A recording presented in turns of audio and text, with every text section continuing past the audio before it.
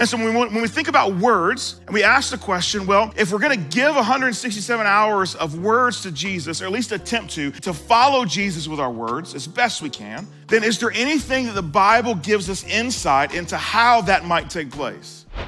And we find a little bit of this answer in a book that is referred to as a book of wisdom. Its official name is the book of Proverbs. And we find it in chapter 15. I just want to walk through 4 verses really quickly that talk about our words. 15:1. A gentle answer turns away wrath, but a harsh word stirs up anger. Now, this is something I know a lot about, especially the back half. I know how to make people angry. Like, this is good. Before I made rules about not arguing on Facebook, man, I could tear them up. Boy, I'd have people worried about their Facebook all day. You know what I'm saying? Like, let's have a debate on Facebook. Let me just ruin someone's weekend. You know what I'm saying? I mean, you just gaslight people nonstop. You know what I'm saying? That's easy to do. Some of y'all think they're actually arguing with you. They have no idea. They're just like, man, I have fun ruining people's lives. That's it. Not me anymore. I'm saying other people. And notice that it uses the word gentle. You know, if I were to ask all of you, hey, would you just put together a list of 5 adjectives that would describe me? I'm really pulling that none of y'all put gentle on it. Like, I don't want to be known as, he's just a gentle Teddy. I don't want to be known as that. That's not me. I just don't put that on my tombstone or none of those things. However, I also wrestle with the reality that the Bible tells us that one of the results of being a follower of Jesus is the increase in gentleness. And so it doesn't matter how rough around the edges you are, or what neighborhood you came from, or how you grew up. The truth is the more that you interact with Jesus, the more that gentleness does become a part of who you are. That's what it looks like to say, hey, I'm 167 in with Jesus. He's gonna get all my time so that you can orient my life however you want to. Now, we will have varying levels of gentleness because some of y'all got a real big head start. But gentleness, nevertheless, will come through at some point. A gentle answer turns away wrath, but a harsh word stirs up anger. Verse 2, the tongue of the wise adorns knowledge, but the mouth of the fool gushes folly. When I hear the word gushes, I immediately think about the fruit snack Gushers. Anybody with me? You know what I'm talking about? Gushers, I'm telling you, let me just give you a secret on Gushers. What you gotta do with Gushers is on a hot July day, do they even make Gushers anymore? I don't know, we need to order them, thank you, that's great. That was a resounding yes. Here's the pro tip, you gotta put the Gushers in the refrigerator and then come in from outside, and then all of a sudden you release the gushiness in your mouth, you know what I'm saying? And then all of a sudden, like, man, I can get through a hot July day if I got some Gushers. Gushers in the fruit snack world, positive thing. In Proverbs, not a positive thing. It says, gushes folly. The fool gushes golly. Gushes golly. The fool gushes folly. See those words that sit in opposition to one another? Adorns knowledge, gushes folly. That knowledge sits on us, or we ooze folly.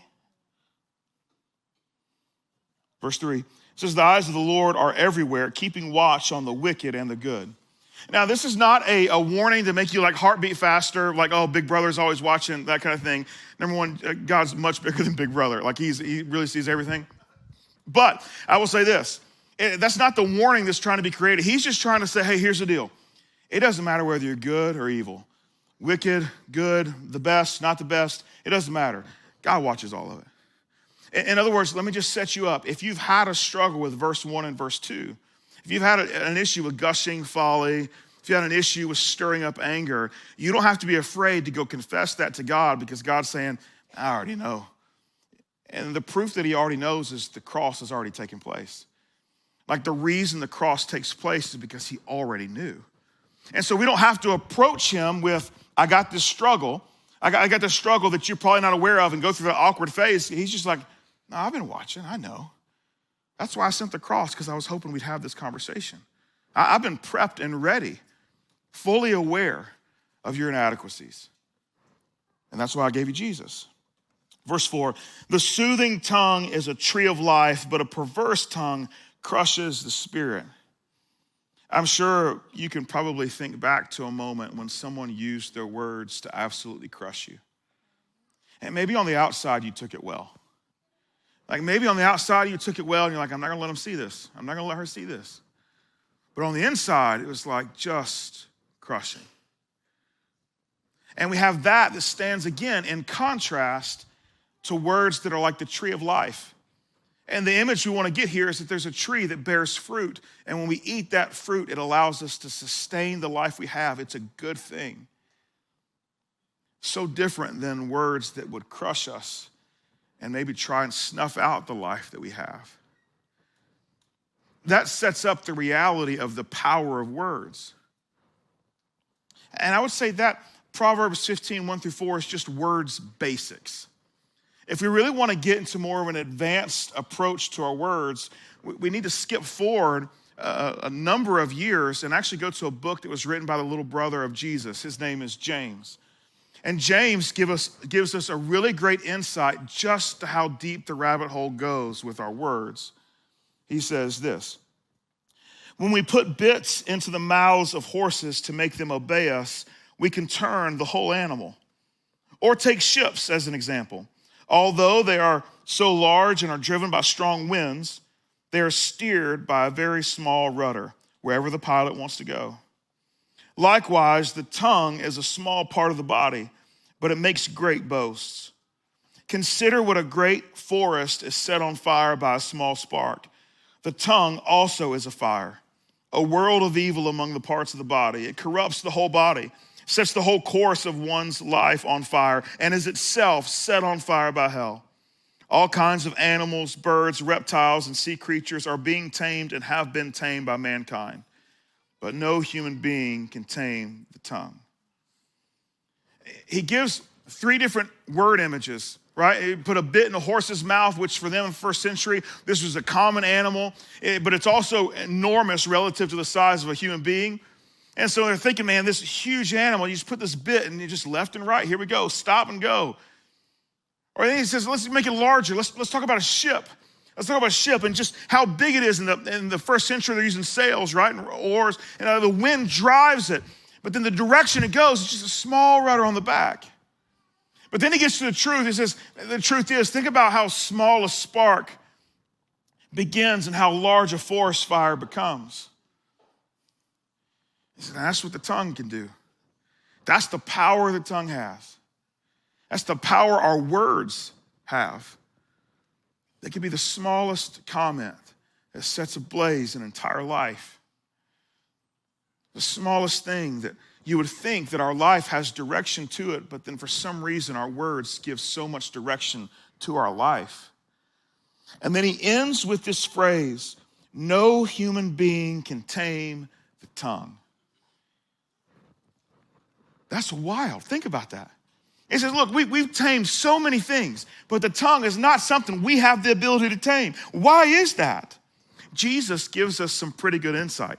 I'm going to connect some dots, so stay with me for the next probably 8 minutes for us to put all these dots here. It says, this is what Jesus says. For the mouth speaks what the heart is full of. For the mouth speaks what the heart is full of. Thinking back to the last thing his little brother said, no human being can tame the tongue.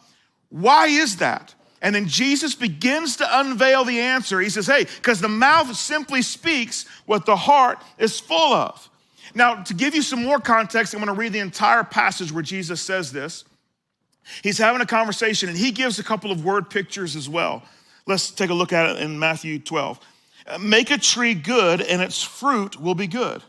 Or make a tree bad, and its fruit will be bad. For a tree is recognized by its fruit. That makes sense. When we look at an apple tree, how do we know it's an apple tree? Unless those of you who are like arborist enthusiasts and can look by the leaves. I can't do that. But I can tell because there's an apple on it, right? I can tell it's an orange deal because there's oranges on it. He says, you brood of vipers, how can you who are evil say anything good? For the mouth speaks what the heart is full of. A good man brings good things out of the good stored up in him, and an evil man brings evil things out of the evil stored up in him. But I tell you that everyone will have to give account on the day of judgment for every empty word they have spoken. For by your words you will be acquitted, and by your words you will be condemned. Now there's a lot there. But basically, to summarize it, Jesus is saying this: our words are an outward reflection of an inward reality. That's the truth. Our words are an outward reflection of an inward reality.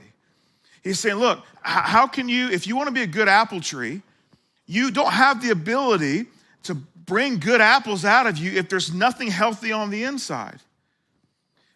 If whatever's going on the inside eventually will come out. Now you can pretend, you can go to church on Sunday and check the box so that when people ask you, hey, are you church? Yeah, man, we go to church most Sundays at such and such downtown. And that's one thing. But then the truth is, when we look at the 167, are there any apples there? Are there any oranges there? Or do you just have to put a sign on your tree that says apple tree because you don't ever produce any apples? But you want to be an apple tree, so you put the sign there, and it convinces people because there's a label, Christian. And as long as we have that label, maybe we can convince some people this is actually who we are.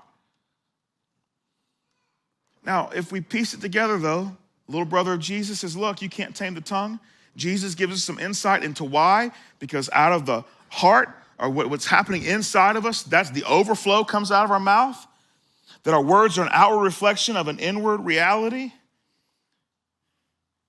In other words, our heart wrestles with the reality of our imperfection, and the imperfection piles up. The imperfection in our words comes in things like gossip or criticizing someone to condemn them, not to construct something better in them. It comes in the form of deceit, just plain out not telling the truth or not being willing to give the whole truth because it changes the outcome that you're looking for. It comes in complaining to a point where there's no solution. It's just, I would prefer everyone else be miserable with me. And the Bible calls all of those things, where their words go south, calls it sin. And what James is saying when he says, hey, no man can tame the tongue, Jesus gives us the next piece that says, and the reason for that is that the mouth speaks what the heart is full of. The truth is, the only way to solve what our heart is full of, every single one of us, is to come up with a sin solution, which we cannot do on our own. That's why James says no one can tame it, because he knows the tongue's issue is a sin issue, not a tongue issue. And the reason we can't tame the tongue is not because the tongue is so difficult to tame, but because it's a reflection of what's happening in the heart, which is a sin problem. Which means men don't have the ability to do anything to clean out the heart. But Jesus does. Like, that was the whole idea is, hey, I want to give you the opportunity to make some apples, to make some oranges, because not because you're going to get good at something, but because I'm going to come into who you are, into your entire life, and we're going to clean up the mess that's in there. And then the overflow of that will show up in our words. Now, we might have some alternative ways of dealing with sin that we've come up with in our culture. Not that they stand on any kind of basis or really strong grounds, but just logically for us, it just makes sense sometimes. We'll have some influencers or maybe politicians from time to time, or celebrities, or just friends in our friend circle that will say things like, no, it's not really about sin and good and evil and heaven and hell and the whole Jesus thing. That's not it. It's just about if you're a good person. And if you're a good person, you'll be fine. According to who? Well, according to that's how I think the world works. You realize there's 8 billion of us on this planet right now at this moment, not to include the billions of other people that existed prior to all of us existing right now. And you think that out of all those billions and billions and billions and billions of people, you figured out the logic behind good and evil. That's wild. But that's what we think. Oh, well, as long as we have more good deeds than bad deeds. Like, just as long as we're able to tip the scales of justice in our favor. We come up with solutions, but I don't think they're really good solutions. You know, the truth is, the only way to deal with our sin condition, which leads to a words condition, is Jesus. Which is why we started with the reality that if you're struggling in the 167 with your words, the struggle is really, have I given all parts of my life to Jesus?